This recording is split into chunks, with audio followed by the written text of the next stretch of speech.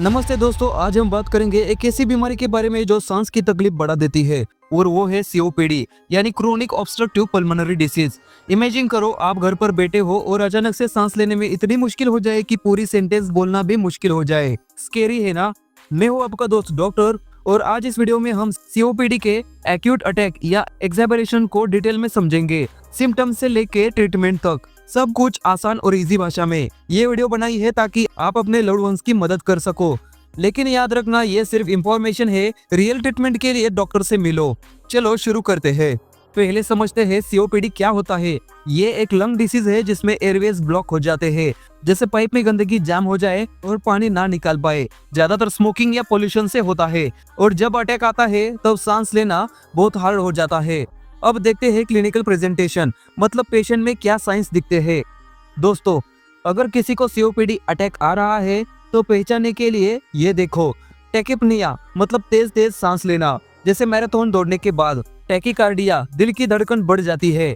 Pulses पैराडॉक्सस, ये थोड़ा technical है, ब्लड प्रेशर सांस के साथ ऊपर नीचे होता है। पेशेंट रेस्टलेस हो जाता है, पूरी सेंटेंस बोल नहीं पाता क्योंकि सांस फूल रही होती है। एसेसरी मसल्स यूज करता है रेस्पिरेशन के लिए, जैसे गर्दन और पेट की मसल्स सांस लेने में मदद कर रही हो। चेस्ट में रोंका या रिल्स की आवाज आती है, या फिर साइलेंट चेस्ट मतलब बिल्कुल चुप, जो डेंजर साइन है क्योंकि एयर फ्लो ही रुक गया है। ये सब देखकर समझ जाओ इमरजेंसी है। अब डायग्नोसिस के लिए स्पायरोमेट्री टेस्ट करते हैं। ये एक मशीन है जिसमें पेशेंट जोर से सांस अंदर बाहर करता है। ये दिखाता है कि एयर फ्लो रिस्ट्रिक्टेड है। फिर सैल्बुटामोल 0.1 mg या अल्बुटारोल 0.4 mg इनहेल करवाते हैं और चेक करते हैं। अगर रेस्ट्रिक्शन रिवर्सिबल नहीं है या पार्शियली रिवर्सिबल है तो कंफर्म सीओपीडी एक्सैबरेशन। सिंपल है ना? ये टेस्ट बता देता है कि प्रॉब्लम कितनी सीरियस है। चलो अब main part, treatment step by step समझाता हूँ, जैसे मैं क्लिनिक में पेशेंट को बताता हूँ। सबसे पहले नेबुलाइजेशन शुरू करो। सैल्बुटामोल 5 mg जो 0.5 ml 5% सोल्यूशन है, 5 ml नॉर्मल सलाइन में मिक्स करके एवरी 20 मिनट्स में 3 से 6 डोसेस। ये एयरवेज को खोल देता है, जैसे जैम खोलने वाला क्लीनर। साथ ही पल्स ऑक्सीमीटर अटैच करो ताकि ऑक्सीजन लेवल चेक कर सको। फिर ipratropium 0.5 mg nebulization every 20 minutes 3 doses, फिर 6 आवरली रिपीट। ये भी ब्रोंकोडाइलेटर है, सांस इजी करता है। ऑक्सीजन देते हैं 8 to 10 लीटर्स पर मिनट ताकि SpO2 88 to 92 मेंटेन रहे। ज्यादा ऑक्सीजन मत दो क्योंकि सीओपीडी में समटाइम्स हार्मफुल हो सकता है। अब इंजेक्शंस, डेरिफाइलिन 2 ml इंट्रामस्कुलर या स्लो आईवी स्टैट दो। ये थियोफाइलिन है, मसल्स को रिलैक्स करता है। स्टेरॉइड्स के लिए हाइड्रोकोर्टिसोन 200 mg आईवी स्टैट, फिर 100 mg आईवी 6 आवरली। ये इन्फ्लेमेशन कम करता है, जैसे फायर को पानी से बुझाने वाला। साथ ही टैबलेट पेडिनासोलोन 30 mg ट्वाइस डेली और 7 डेज। इन्वेस्टिगेशंस मत भूलना, एक्सरे चेस्ट इन्फेक्शन या कॉम्प्लिकेशन चेक करने के लिए, ECG हार्ट स्ट्रेंथ देखने के लिए, ABG यानी आर्टेरियल ब्लड गैस, ऑक्सीजन और CO2 लेवल्स चेक करने के लिए, CBC complete blood count infection confirm करने के लिए, और DVT प्रोफिलैक्सिस जैसे हिपेरिन, क्योंकि बेड रेस्ट में ब्लड क्लॉट्स बन सकते हैं।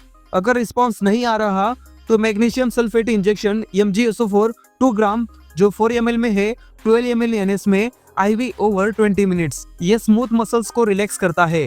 फिर टर्बुटाइलिन 0.25 mg subcutaneous every 20 minutes 3 doses, या इंफ्यूजन 0.05 mcg पर kg पर मिनट।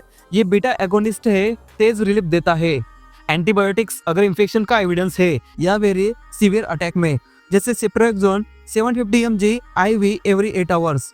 और स्ट्रेस अल्सर्स प्रिवेंट करने के लिए omeprazole 1 ampoule IV once daily. अब सपोर्टिव केयर, चेस्ट फिजियोथेरेपी करो स्पुटम निकालने के लिए, जैसे टैपिंग और एक्सरसाइजेस।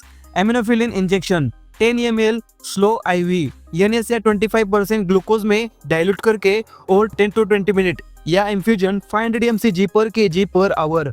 एल्डरली में 300 mcg पर kg पर आवर।